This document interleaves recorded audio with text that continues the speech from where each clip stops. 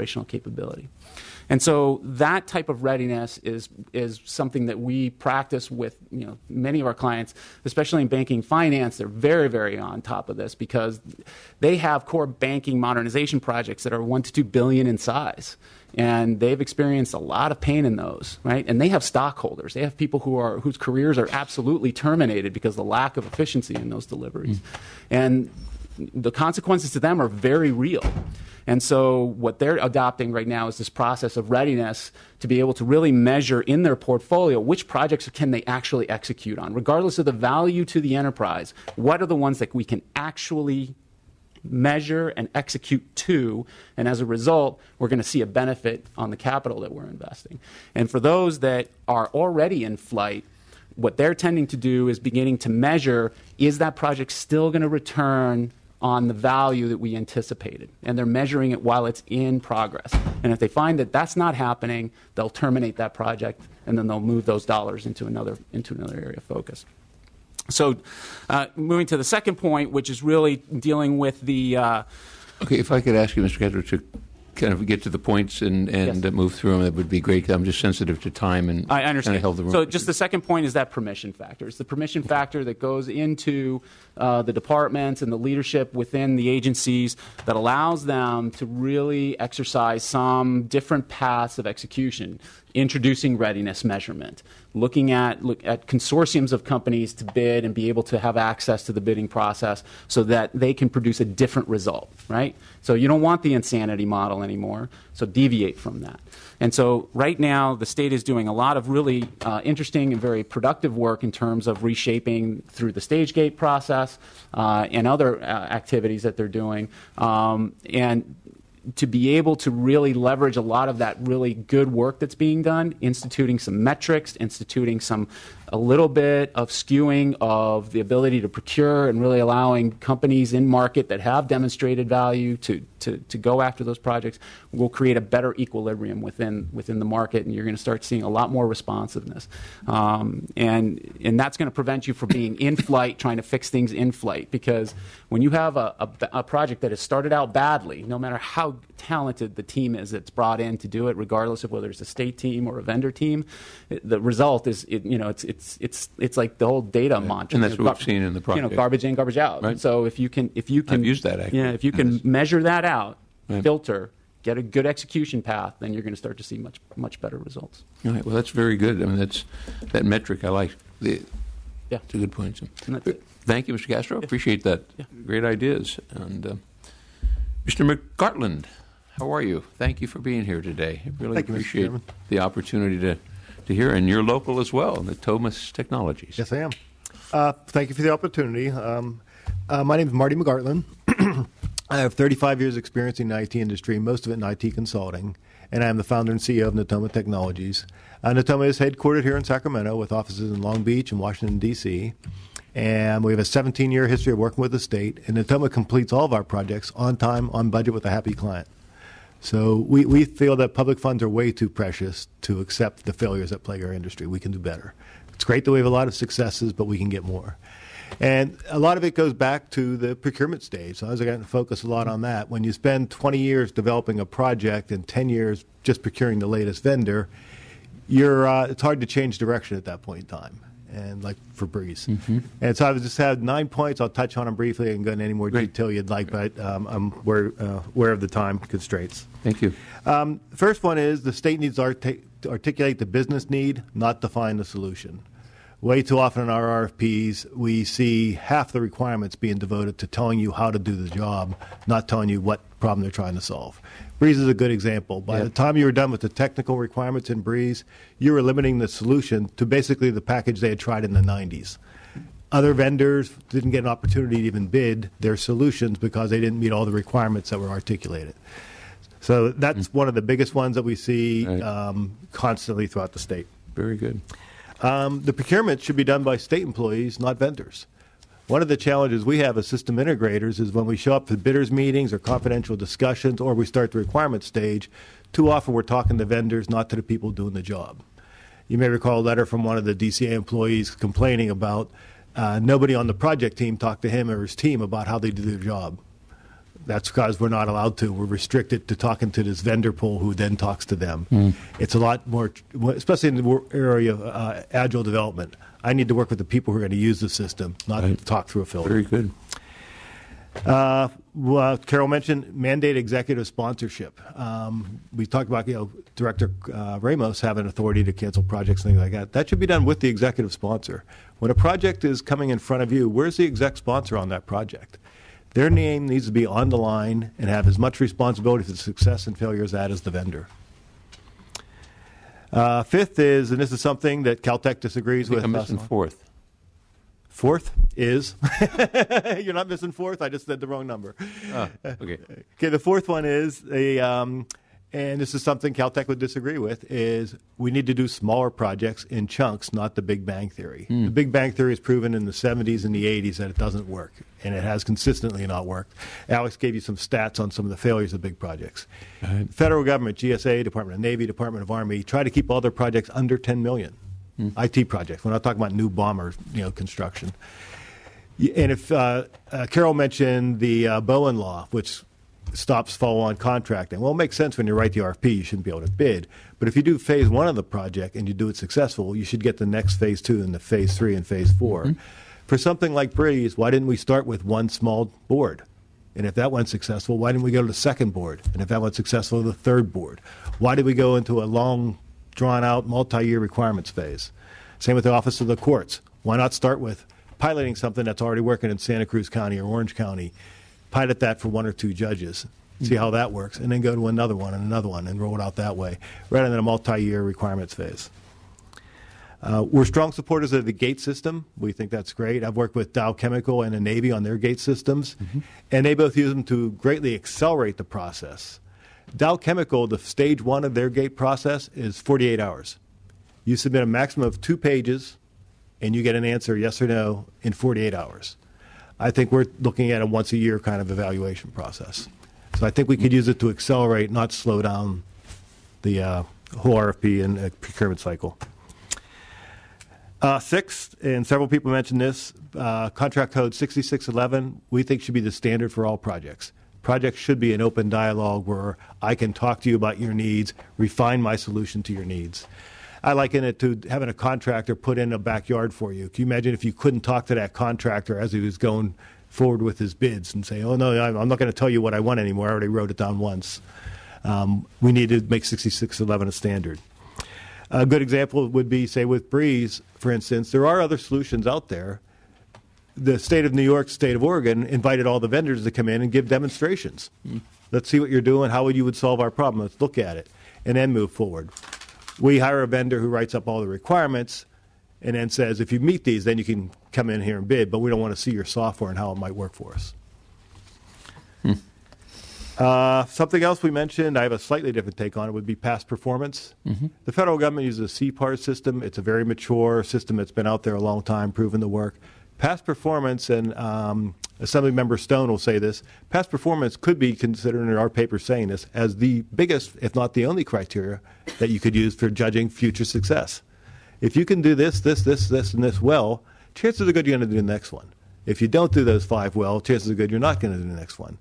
And we don't use past performance. Most states, federal government, that's one of their standard things. We also mentioned this. There's a very big difference between lowest cost and best value. And so we have to avoid lowest cost contracts and focus on best value.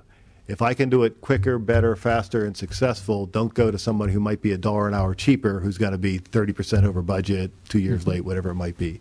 It makes it a lot harder to evaluate bids, but it can be a very critical part. No, I agree.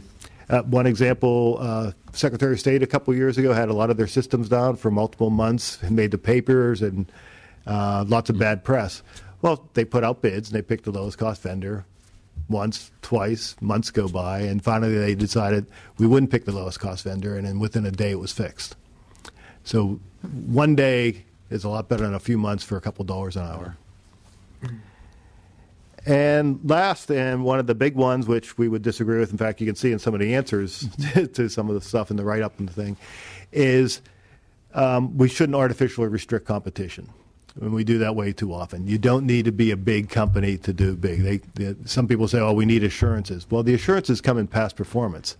Natoma has done multiple licensing systems for the state. Department of Real Estate, Notaries Public, pesticide sprayers, pest inspectors, healthcare licensing, drayage trucks, hospital construction. On time, on budget, successfully. But I'm not big enough to bid Breeze. That shouldn't be the state's thing. The state should encourage competition, not restrict it. They shouldn't say in an RFP, we're not going to entertain any more than 3 bidders. We're going to do a pre-qual to make sure we don't get more than 3. And they did that for Breeze. I mean, so they say they will go forward if they only have 1, but we won't accept more than 3. They only had 1, I believe. They only had 1. And again, they structure a lot of bids where the pre-quals to bid it means you're going to 1, maybe 2, but a lot of the times you are going to get 1. Yeah, no, I agree with you.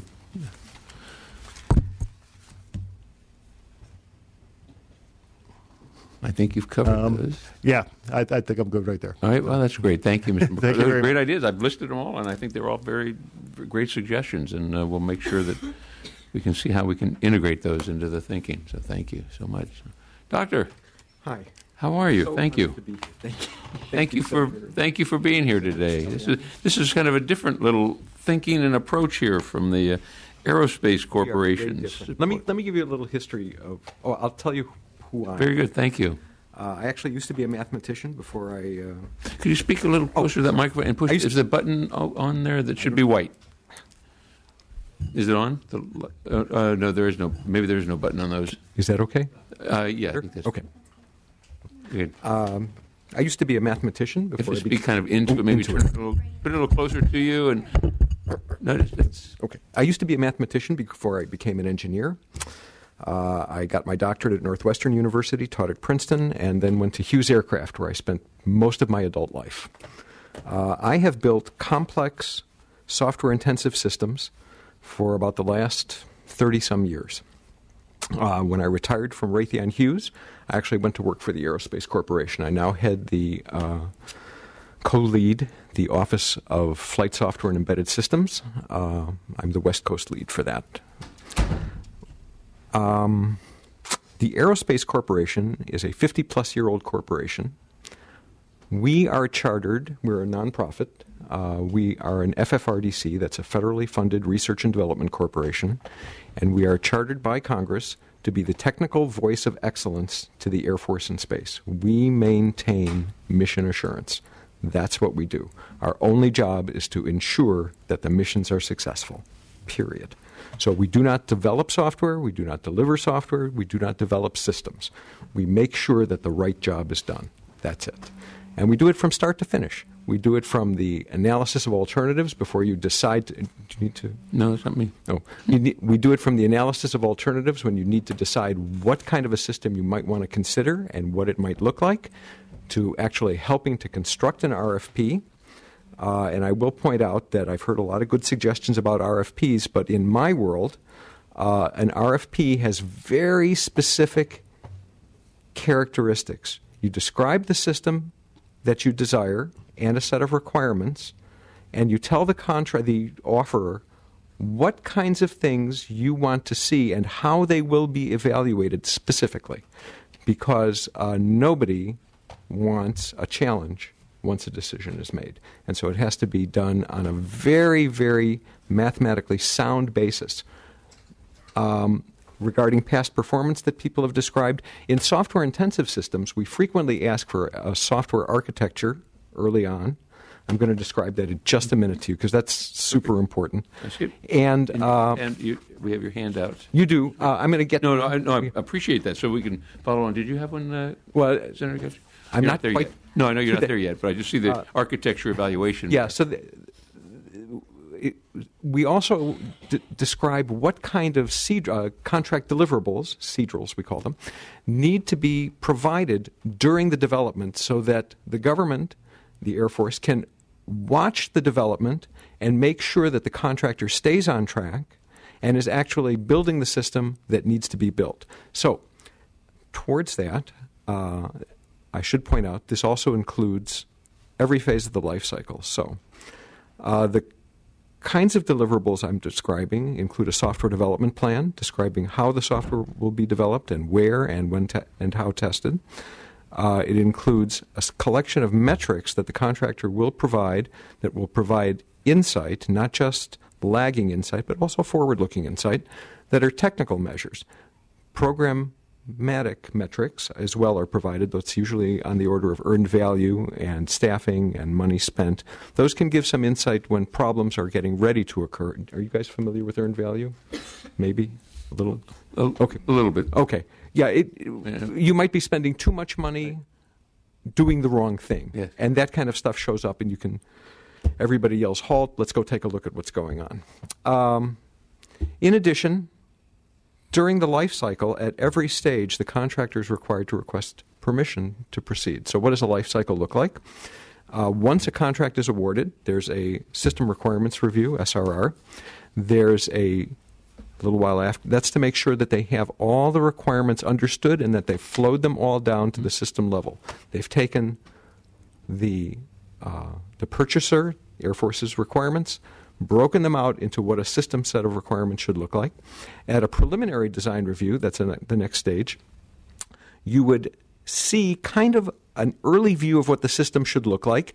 You might have boxes and functionality, you would have descriptions of interfaces, and a further elaboration of what the requirements are, based in hardware, based in software.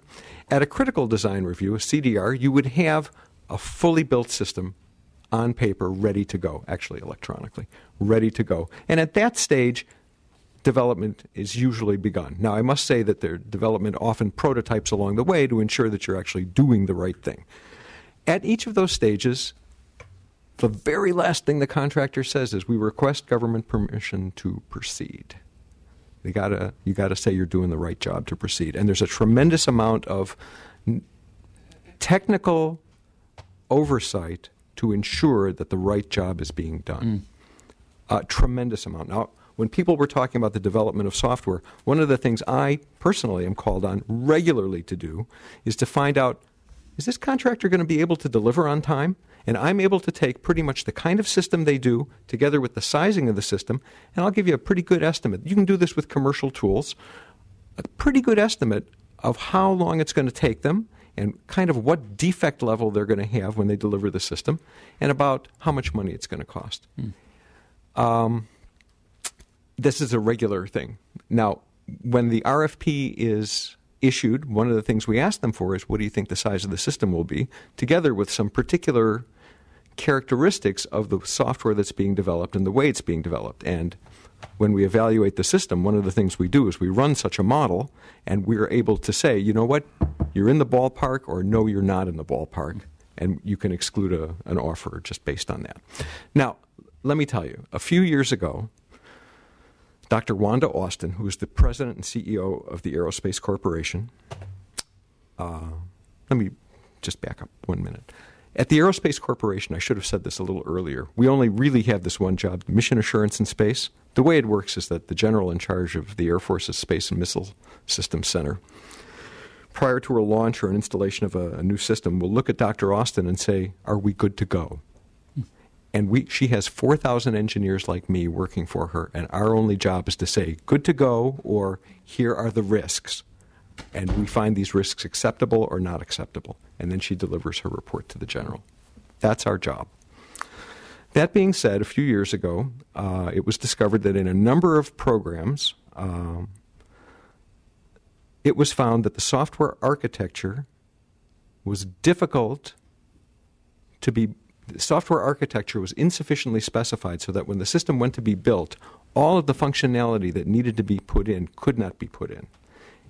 That creates a tremendous problem in the system. Now, I got to tell you, I grew up building aircraft kind of related systems, and the cheapest place to fix something is right away when you discover it during development, not at the flight line when you're going to kill somebody. So she said, we got to do something about this software architecture business.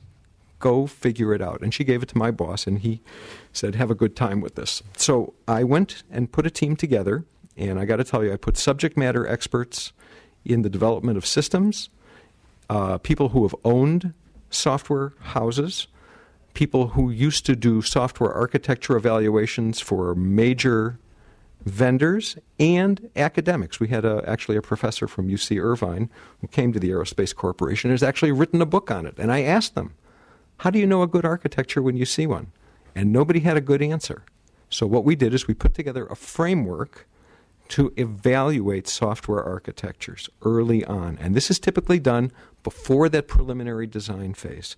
We'll come in and we'll actually work with program offices and with contractors, and we actually put this on the contract now that they support this kind of activity. And what we discovered was, after interviewing subject matter experts throughout our industry, we found that there are some 40 separate quality features in developing a software architecture. And many people in the industry will find these familiar. Your implementation of commercial software is an appropriate one. How well is your data integrated? How well have you flowed down requirements into the architecture? Is it modular? Is it a layered architecture? That's super important if you want to be able to pull functions out and put new functions in during technology refreshes or as things become out of date. Can it match timeliness and performance? Is it expandable? Is it extensible? Those are different. Expandable means I do more of the same. Extensible means I do new and different functions. So we put together these 40 quality dimensions. We interviewed experts within the company to determine what it meant to them in our industry to do this. And we came up with about 1,500 template questions for investigation. How many? 1,500. And this presentation you have is a couple years old. There's only 1,000 there. Nobody wants to do that. So what we do to evaluate a program is we sit down with the set of requirements that drive the program. They'll have from tens to hundreds of requirements that were given to the contractor, and we look to see what are the driving requirements in the architecture. What here is going to push the architecture significantly? And I got to tell you, there's usually only 8 to 10 of these dimensions available that push an architecture. And it varies from program to program because different programs do different things. So what we do is once we've chosen the 8 to 10, we get experts in those areas. I happen to be the testability guy. And we write down a set of questions using these questions that are template questions. We create specific questions, probably 8 to 10, in each dimension, and we go and investigate the program. And we see, can you, add this many satellites? How would you do it? What is there that makes you extensible? Do you have some sort of code that's going to make it very difficult for me to change some feature in here? And we document the results. We find strengths and we find risks or weaknesses. And our run rules are no risk gets reported out that doesn't have a mitigation. That's not fair to say you have an ugly baby. It's fair to say ugly baby and here's how you fix it. So we do this typically between the software requirements review and the preliminary design. We then repeat it at the critical design phase to ensure that everything has been improved with the recommendations we've provided. Now, I've got to tell you, this is not a simple metric here. I had one program manager at the aerospace company. I reviewed a number of her ground stations. She said to me, Alan, rate me 1 to 10. How are we doing? And I said, ma'am, I gave you 30 recommendations there. Every one of them is important. We can't go 1 to 10. You got to read them all. And that's typically what we do. So I got to say, from the policy, I know I'm running a little long, but from the policy end of things, I understand your difficulty, a little, because the first thing we did is we prototyped this process. We ran it on a few programs at Aerospace. It was valuable for them. And then we instantiated it as a standard process in the company. It is part of what we call our mission assurance baseline. That is, every program that we help the Air Force with, here are the list of things you have to do. This is now one of those things. You must do an architecture evaluation. So this is one of the set of things that's important. I recommend this kind of early on oversight. Now, this requires a lot of technical. And that's what we're hearing today. I mean, I think that's a common thread that we've heard. And I think, are we talking the same thing? We are. Well, sort of. This requires a lot of in-depth knowledge, but it's good to bring. We're an outside set of eyes, and I got to tell you, we have no dog in the fight. No, right? and I think that's. I mean, I didn't know that you were that type of service was available. Well, we do this for. I'm sorry for interrupting. We do this for.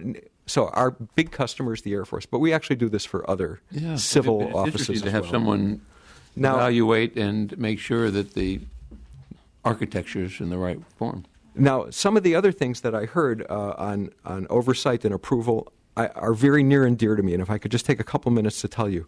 In the world of contract deliverables, one of the things that's super important that a customer or a program office look at is the test planning. Okay? Now, there are three things that go on with tests. There's test plans, there's test procedures, and there's test results. I typically don't care about your procedures. I figure you can figure out how to execute scripts and test the system. I want to see your plans. I want to know what is going to be tested. I want to see the results of those tests, and we review them separately. Now, let me elaborate. These are generally approval items. The government gets to sign off on these. The contractor does not get to just go and test away and say, I'm done.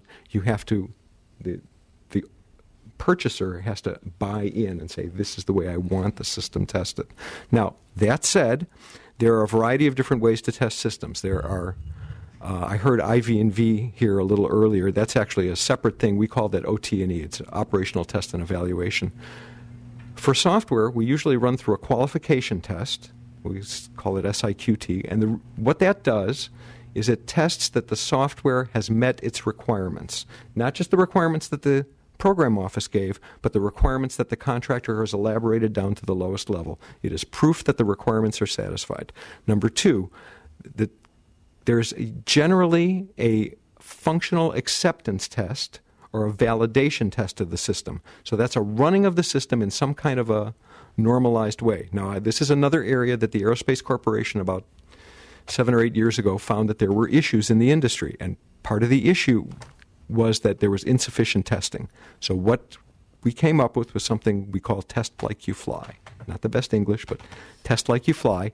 And what it is, it's the set of tests not just in a nominal or normal happy day scenario, but you've got to robustly test the system out at its limits. And in fact, for us, it's really important to over-test the system because you want to know how it's going to fail so you understand the failover mechanisms and the failure recovery mechanisms because you can't afford a dead satellite in space. I mean, that's the bottom line. So you've got to fail correctly. So we have found some programs do not have sufficient robustness testing in their contract. It is a very inexpensive thing to help them put together robustness testing to ensure it's there so that everybody has confidence in the system running in an overstressed situation. That's part of this test like you fly. So I would encourage